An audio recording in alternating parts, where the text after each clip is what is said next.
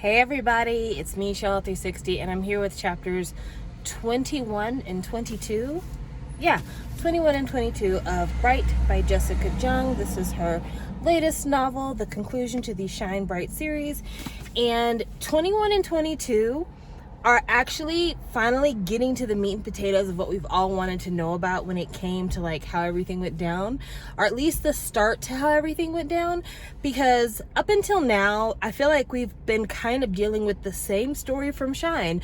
A lot of the story from Shine was like how life as a trainee was so hard and how she didn't get along with the other trainees and that everybody was jealous of her and she was just coasting by on her superior skill set while everybody else was struggling, and that's the reason why she had so many perks that other people didn't. At least that's how it read to me. This chapter, or this set of chapters, finally starts to say, okay, so what was the big break in terms of like the relationship between her and the other girls? And so finally we get to chapter 21, and in chapter 21 Rachel is flying to Shanghai, I believe, because Lane Crawford is opening a store in Shanghai, and she said that she would fly there, do the store opening, do some interviews, and then fly back home and just be gone from Korea for a day. Now, I don't know how long the flight is from Shanghai to Korea, because honestly, as an American, I have a really weird sense of distance when it comes to the other side of the world. But I'm imagining, if I had to, that that's probably maybe a 5-hour flight, maybe. And because it takes about 5 hours to get from New York to Los Angeles. So that's why I'm thinking 5-hour flight. Probably less than that. So I'm thinking it's a 5-hour flight, which is a lot, but you know, depending on what time you leave, sleeping on the plane, you can make that happen. She gets to Shanghai, does the store opening, flies back to Korea, and goes upstairs and falls asleep at her desk, like her drawing desk. Wakes up the next day and her phone is dead. And the only reason why she knows her phone is dead is because she was wanting to call Alex, because her and Alex apparently haven't spoken for a second. So she wants to talk to him and get reassurances from him. She's still worried about the whole calling me your girlfriend thing. Well, when she plugs her phone in, she sees she has all these missed calls and messages from her manager, and she has a notification that she's supposed to be at Yungens. I think it's Yungen. Anyway, she's supposed to be at that cafe opening at 9 a.m. and it is 8:57 a.m. And she shows that she has a bunch of missed calls from her manager. Now, I want to say this because this immediately stood out to me as like, this cannot be how she's trying to say this went down. Because I know that when it comes to managers, just from watching like behind the scenes from different groups when they do like day in the life, Shiny's Vacation, Hello Baby, all this other stuff, that managers usually have keys to wherever you live at, or at the very minimum, if you're supposed to be somewhere and your manager's like, you're not there yet, they will knock on your door. And Rachel lives at home with her parents. Her parents are awake when she wakes up and is like, oh shit, I'm gonna be late. Her mom is awake. I'm sorry. Your parents are awake. Your manager knows you're supposed to be there. Your manager doesn't start calling you until 5 minutes before the event. He doesn't go upstairs, knock on the door and be like, hey, sorry to bother you, but we have an event in an hour and Rachel hasn't called and I just want to make sure that we're going to be on time because we got in super late yesterday. So anyway, she runs downstairs and she's 10 minutes late going to the cafe opening. And all the girls are smiling when she gets there like, oh, Rachel, so glad you're here. Well, they're doing that because there's paparazzi and there's fans there and everybody is like hyper paying attention. Well, after the paparazzi leaves, the girls are like, bitch, you're late. Not only are you late, but you said that you wouldn't let this whole bag thing interfere with the group, but obviously it is because you didn't even make it here on time. Also, my mom made custom cookies for everybody. Here's your fucking cookie. So Rachel feels bad, goes to the bathroom, and stays in the bathroom of this cafe for 13 minutes, which that seems excessive. Time yourself on 13 minutes and tell me how long 13 minutes is for you, because I could probably eat a whole meal in 13 minutes. Anyway, she leaves the bathroom and overhears all of the members of the group talking shit. They're all like, she thinks she's all that. She gets everything handed to her. She never has to work for anything. This bag thing is bigger than the group, and she always has the group's name in her mouth, but she doesn't really care about us. She's just using us to promote her bag line, and I think it's bullshit, but we got a plan to get back at her. So as they're whispering their plan to each other, of course, Mina sees Rachel around the corner, like, shh. You got anything else that you can be on time for, like the cars leaving the event? And of course Rachel, because she's a big old baby, is like, yeah, I'll be there. Meanwhile, had it been a bitch like me, I'd have been like, I heard your little get together and everything. You got a problem? You need to say something to me. We're all big girls now. We've been together for 6 fucking years, and in 6 fucking years I've been doing everything y'all do. I come late to one event. I tell you why I'm late. You know I had an international flight back and forth. All of a sudden, it's Rachel's this, Rachel's that. Let me tell you something. If you have something to say to me, say it to my fucking face, bitch. Like, we would have gotten a fight in that cafe. At the very minimum, I would have said, I heard you guys talking shit about me, but if you have something to say it to my face. Otherwise, kiss my ass. That would have been the way I would have responded, but I'm a different kind of bitch. Anyway, so Rachel goes home and she's upset because she knows the girls are plotting against her. And then the next time she sees the girls, everyone kind of calms down and no one says anything. And so she's going to the DB building to meet Leah after Leah's rehearsals with Seiko, and she brings some red bean donuts because if this book is not going to give you anything else, it's going to give you several food descriptions. She meets Leah with the donuts, and she sees a pair of adults coming out of a meeting room, and they look very familiar and they sound super pissed. And as they're leaving, they're talking about, I practically bought that man his second vacation house. And the other one's like, and I did his wife's eyelids for half price. And so she's like, they look familiar, but I don't know from where. And then afterwards, she's doing practice, like practicing for their comeback, their LA meeting, whatever else. And she's asking her manager, like, what's going on? And her manager's like, oh, well, all the parents of all the other girls had a meeting with DB that morning to discuss the fact that they want to have other activities for their daughters the same way you have a bag line. She's like, oh, okay, interesting. So I guess that was their plan. Also, I forgot to mention it. The same day that the parents have this meeting with DB, Rachel gets a phone call while she's downstairs from Discipline Sportswear, which is the brand that is owned by Ollie Matheson, whose wife Carly Matheson is the one that we're referring to as like the Beyonce of the story. Anyway, his manager for his sportswear line calls Rachel, is like, I've been trying to call DB all morning, but they've been in a meeting, so I haven't been able to discuss, but we want you to come to Switzerland to take photographs in our sportswear and perform a song and do all this promotion for us on September the 15th. And she's like, oh yeah, I'll totally do it. And then afterwards goes to Mr. No's like, I need you to make room in my schedule for this thing. And Mr. No's like, why aren't they clearing stuff through the company? And she's like, well, because when they did call the company, they said you guys were in a meeting all morning, and since the schedule was tight, they decided to call me directly. Okay, Rachel, I want to be on your side, Rachel. I really, really do. I feel like the meeting with the girls talking about how like, oh, that bitch gets everything, that's not fair. I don't think that was necessarily fair for them to put all that on you. But at the same time, them calling you directly because your representation was in a meeting that morning.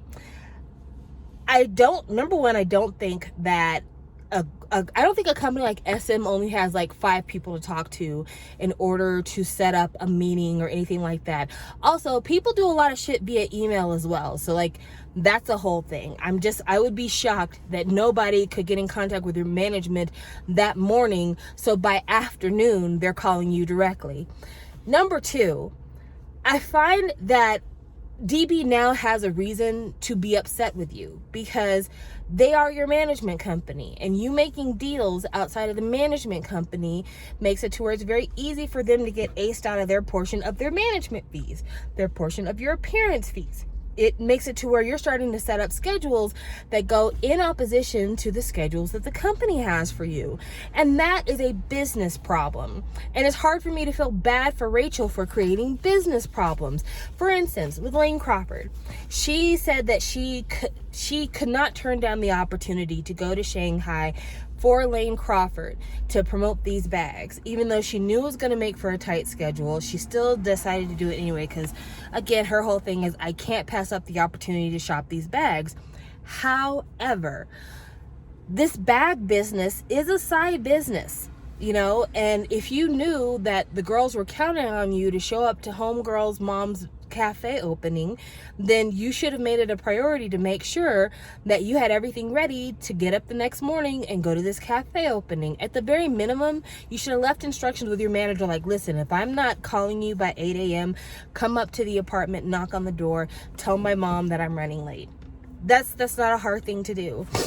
But in the very early chapters of this book, Rachel gets into her head like, okay, I need to be thinking about my career after Girls Forever.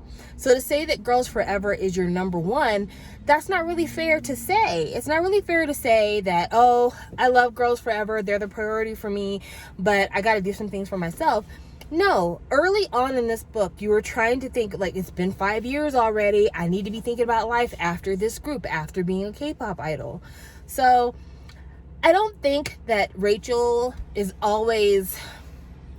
She is portrayed as like, I just want the best for everybody and everything, and I'm just a really sweet person. But Rachel is extremely self-centered. Rachel is extremely materialistic and quite shallow. And Rachel is about Rachel. Rachel is very self-centered. And because she's so self-centered, she doesn't think about the bigger picture of things, and she's not really honest with herself about what she wants. And again, if Jessica really wrote this, then girl, you need a therapist, because you're saying a lot about yourself in here that's not very favorable, and I can't imagine that you would want to write a story about yourself that was so unfavorable. Like, that seems crazy to me. But I mean, if Jessica is Rachel, then the Rachel that we're reading about is somebody who is horrible at maintaining friendships unless those friends are willing to follow her to things and willing to follow her around. We have yet to read so far in what we have left. We're now at page 300. So we're 3/4 of the way through with this book, more than 3/4 of the way through with this book. We have yet to read a time where Rachel left an event to go to one of the twins events. And if you remember the twins are the girls that she was friends with in high school that were the daughters of a makeup company. They were twins, close friends of hers. They're the ones who set her up with Alex. The twins have like YouTube video channel. They run their parents' makeup empire. One of them works in the lab. We have not read a single story as of yet of her promoting their makeup brand, appearing on their YouTube channel, going to a party because she knew she was going to meet them there. Like, there's nothing in this book about her making room in her life for her friends. She can barely make room in her life for Alex. And the only reason why she makes room in her life for Alex is because she feels like she needs Alex to do something for her. So if she's feeling overwhelmed, I need to call Alex for stress relief. If she's feeling like, my schedule's too much, I'm going to call Alex because he cheers me up. But in terms of like, does she ever think about Alex and be like, oh, I wonder what Alex is doing right now. I haven't talked to him in a while. I hope he's okay. I hope he's not overworking himself. Like, that doesn't come up. And if this is supposed to be Jessica telling us about her life through Rachel, she's a raging narcissist, because all the relationships in her life, when you read this book, are about how the people in her life make her feel better. And saying it out loud that Rachel is a raging narcissist and believing that this is Jessica's story kind of illuminates everything about why she wouldn't have worked in Girls' Generation. Because it is true that if you are a celebrity, you kind of have to be a narcissist. You kind of have to be like, this is all about me. Because being a celebrity, you kind of have to have enough confidence for 5 people. You have to really and truly believe, I am good enough, talented enough, special enough that I deserve to be in the place that I am now, and I'm going to carry this off, and I'm going to make this work for me in the long term. If you don't have the self-confidence, if you don't have the belief in what you're doing, then you might as well hang it up, because this business, just like anything else in life, can tear you apart. But especially when it comes to trying to be a celebrity, trying to be an idol, people are waiting to see you fall. So you really do have to have the confidence of 1,000 people in order to carry yourself through celebrity. And in K-pop, you know, the chances of going from just a regular girl on the street to being a trainee, pretty slim if we're talking about, you know, the big 3 or 4. But then to go from the big 3 or 4 being a trainee, and then all of a sudden being chosen to be in their flagship girl group, like, that's like winning the lottery. It changes a person's life, and you have to really be special to be one of the chosen ones. And so, yeah, you have to be kind of self-important. You have to be kind of ultra determined, and you have to believe that this is something that you deserve. But at the same time, especially when it comes to the kind of celebrity that Korea embraces, they are looking for somebody who, at least publicly, seems to be someone who deserves to win. And I don't know how else to say it, but like, part of the reason why JYP idols do really well after their idol life is because people think that JYP idols are good people, for the most part. There's some of them no, but for the most part.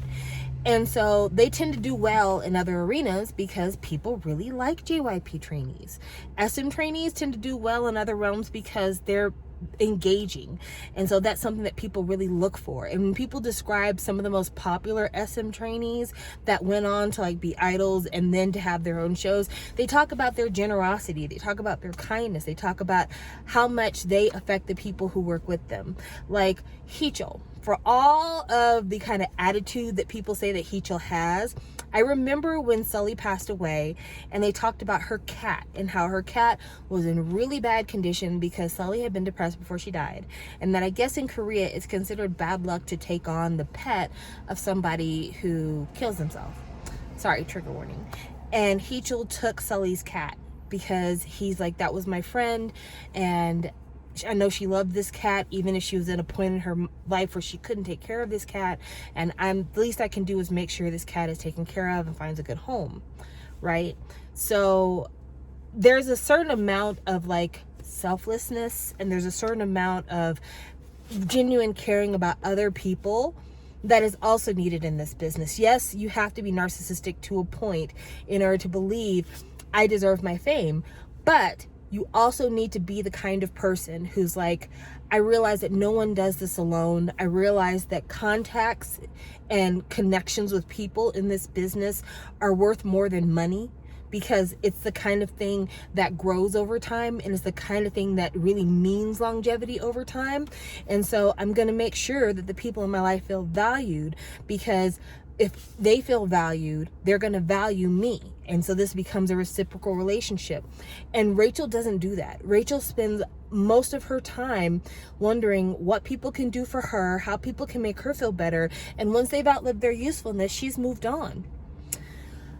So after finding out that the girls' parents have campaigned to DB about making sure they have side projects, she's at some kind of either practice or promotional events, and one of the girls, I think Sunhee, tells her, hey, we're going to get together at the villa and have tteokbokki. Do you want to join us? You know, because we haven't had dinner in a while. We haven't talked in a while. She's like, yeah, sure, I'll go. So she already knows like something feels weird. The girls have been super quiet. They haven't been as passive aggressive as they usually are. But she still shows up for this dinner with a box of donuts. And what do you know? It's not a dinner. It's basically them ganging up on her and telling her, listen, bitch, we're tired of you and your super successful bag line, which we didn't even think it was going to be that popular, but apparently it's the best thing since sliced bread. So we want you to give up on your bag line if you really care about Girls Forever. And Rachel is like, well, that's not fair because everyone else has stuff. This one has a musical, that one has a radio show, this one has modeling, that one has that one. But like, yeah, we have those things, but none of those are bigger than the group. But you're letting this bag line get bigger than the group. And so you have to choose. Either put the bag line on hold or quit the group. And Rachel's like, can I have some time to think about it? And they're like, yeah, but get it together. Priorities. Nothing about that confrontation feels real to me. even if that really is how it went down, again, I have problems with this because Rachel and the girls all know that she would never have been able to do this bag line if DB didn't support it.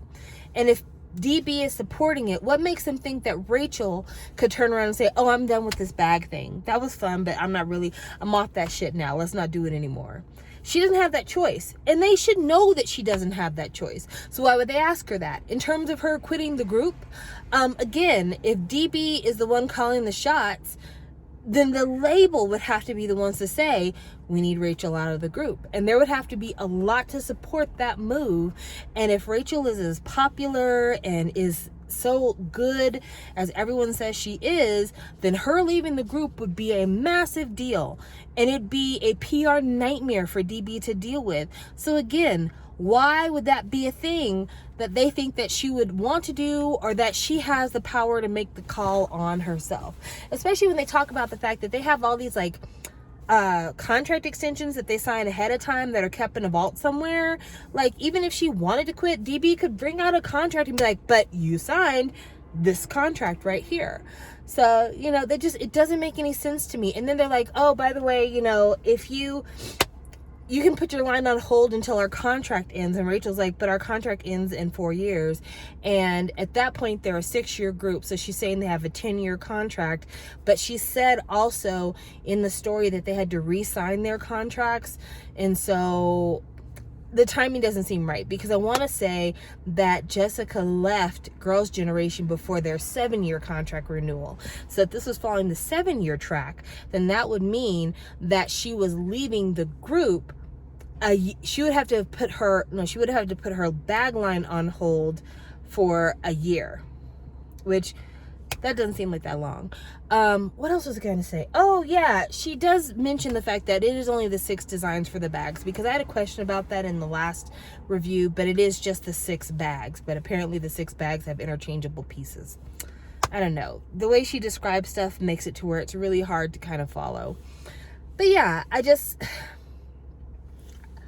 don't think they have a 10-year contract, since they had to redo contracts after DB lost their lawsuit, which was mentioned in the books, is canon in the books. It should have been a year that she would have had to have waited to put her bag line on hold. Doing 1 bag line a year doesn't seem unreasonable for a brand new line, especially a brand new celebrity boutique line.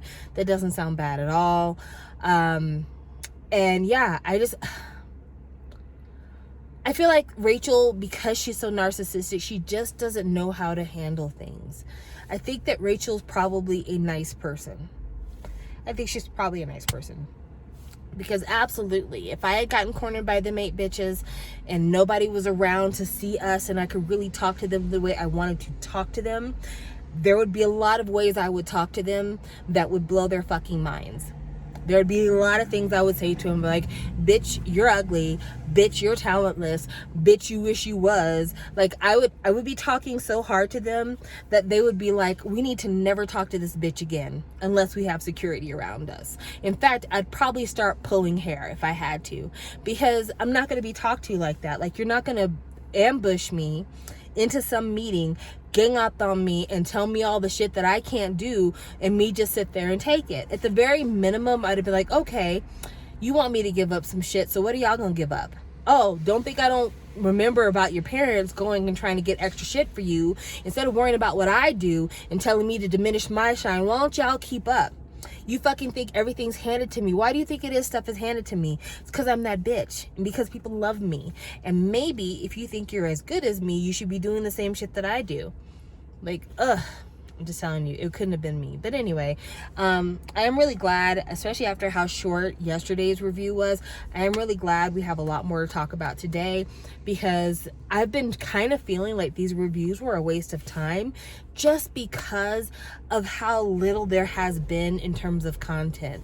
We've had so much focus on like how she began her romance with Alex, and we've had so much focus on like how all these great things have been happening to Rachel, that we haven't had as much focus on like why things fell apart, how things fell apart. And so to get 3/4 of the way into this book and finally get into the meat and potatoes of it, you know, there is a such thing as a slow burn, but this is way more than a slow burn. This is glacial at this point. And it just really feels like a waste of time. And it's not even like this has the biggest print in the world. I'm going to show you how big the print is. This is the size of the print. This is what a full page looks like. It's got big margins. I mean, this is not a densely packed book. This is a pretty quick read for the most part.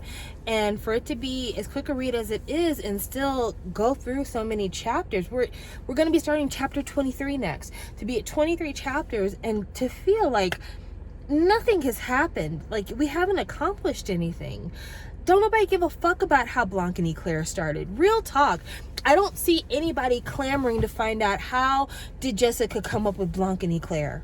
No, there might be some of your personal fans who care about that shit, but in terms of the rest of us, no, we don't care about how Blanc and Eclair started. We want to know what happened with SNSD. That's what we're all here for. That's what we signed up for. That's what we bought the books for. We don't give a damn about Blanc and Eclair. We want to know what happened between you and SM, what happened between you and SNSD, and that's really where we are. At the very minimum, let me tell you what this book better deliver to me by the time I'm done with it. At the bare minimum, this should talk about kind of the days leading to the announcement about her leaving the group, the announcement of her leaving the record label. That should absolutely be in here. I know they're going to address Akari. You better not fucking screw it up when it comes to how you address the Akari situation. And in here, I really and truly need to find out from you, like, what you think your life is like now. Like, if you feel like you're still the star that you said you were. And also, do you talk to any of the girls anymore? One thing that I know has been talked about extensively when it comes to fans of K-pop and especially fans of SNSD is that no one ever puts a picture of Jessica on their social media. Especially, or at least the ones that are still signed to SM don't put pictures of Jessica on their social media. And so there's been a big discussion as to like how close is she with certain members of Girls' Generation after she left. And there have been times when people have said, oh, these girls have been seen out together, they just never photographed together, or they take pictures of the same cafe but from different vantage points to show that they were all eating lunch together without saying they were eating lunch together. I would really like to see how she navigates her friendships and relationships with the other members after she leaves the label, because I feel like that's the only thing remaining that we need to know about once we get past the like what really happened in those days that she was leaving both the group and the label. The rest of it I can really give a fuck about. I don't ever want to hear Alex's name again, honestly. But I do want to know about those friendships, because the way that she described it so far, especially in chapter 22, it seems like she doesn't have a single friend in that group, because the one person that she thought was her friend is the person who set her up to be ambushed. So seriously, who are your friends in this group? Do you have any friends in this group? You heard them all talking behind your back. I'm sorry, if a bitch talked behind my back and then tried to ambush me, do you think we're friends? Fuck no, eat my ass. So yeah, waiting to see what happens. But anyway, you know, I don't feel bad for Rachel, because again, like I said, Rachel is a raging narcissist, and it's just really hard to feel bad for somebody who's that inherently unlikable. But I can't wait to see how this shit ends. I can't wait for this shit to end. Let's see, we're chapter 23. I just need to know how many more chapters we have until we hit the epilogue. So the epilogue is page 379. Chapter 29. Okay, so chapter 29 and the epilogue are going to be their own thing, which means that we only have to read, let's see, 23, 24, 25, 26, 27, 28. We got 4 more of these, because chapter 29 and epilogue is going to be where I give my final review of the entire book. But yeah, we only got 4 more of these, and bitch, I can't wait. I can't wait. I have been trying not to read anything else because I've been reading this book, and I'm anxious to get this over with because this has not been fun. All right, guys. Thank you. Bye.